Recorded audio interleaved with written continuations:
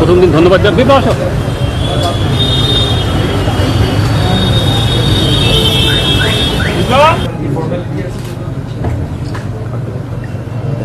এমনি পরিবহন দপ্তরের ব্যাপারে এই বিগত সরকার যা করে গেছে মানুষের অনেক বিরূপ প্রতিক্রিয়া আছে। বামফ্রন্ট থেকে তৃণমূল অবধি প্রতিক্রিয়া ভালো নয়। কাজ করতে মাননীয় মুখ্যমন্ত্রী এখানে পাঠিয়েছেন, কাজ দেখার জন্য পাঠিয়েছেন, আবার কাজ করাবার জন্য পাঠিয়েছেন। ডাবল ইঞ্জিনের সরকার আছে, সমস্যা কিছু হবে না। 3 মাসে একটা রোড ম্যাপ তৈরি করতে হবে। সেই রোড ম্যাপ নিয়ে এই ফার্স্ট যেটা সবার সবথেকে বেশি যে চাহিদা কি সরকারি বাস রাস্তা উধাও হয়ে গেছে, এটাকে কিভাবে ফুলফিল করা যায়, কিভাবে যেটা প্রধানমন্ত্রীর স্বপ্ন আছে ইলেকট্রিক বাস নিয়ে আসে, সবটা নিয়ে একটা বড় কাজ, বড় দায়িত্ব।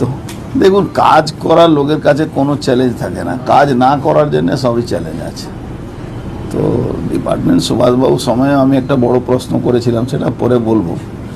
দেখি এই প্রশ্নের উত্তর এখানে খুঁজবো, কেন সেই সময় আমার কাছে সেই প্রশ্ন ছিল, সেই প্রশ্নের জবাব তখন কিন্তু পাইনি। আজকে ডিপার্টমেন্টের পৌঁছে মন্ত্রী হয়ে সেই জবাবটা খুঁজবো। মুখ্যমন্ত্রী তো ট্রান্সপোর্ট ডিপার্টমেন্ট চালিয়েছেন, উনি জানেন, উনি আমাদের গাইড করবেন আমার মনে হচ্ছে। এখন নতুন যুগে নতুন এখন নতুন ছেলেরা যা সিস্টেম তৈরি করে দেবে, অবাক হয়ে যাবেন। ডিজিটাল সিস্টেম আছে, কাগজ কলমে বলতে গেলে সবই ঠিক আছে, কিন্তু আছে এটা কথা প্রায় উঠে গেছে।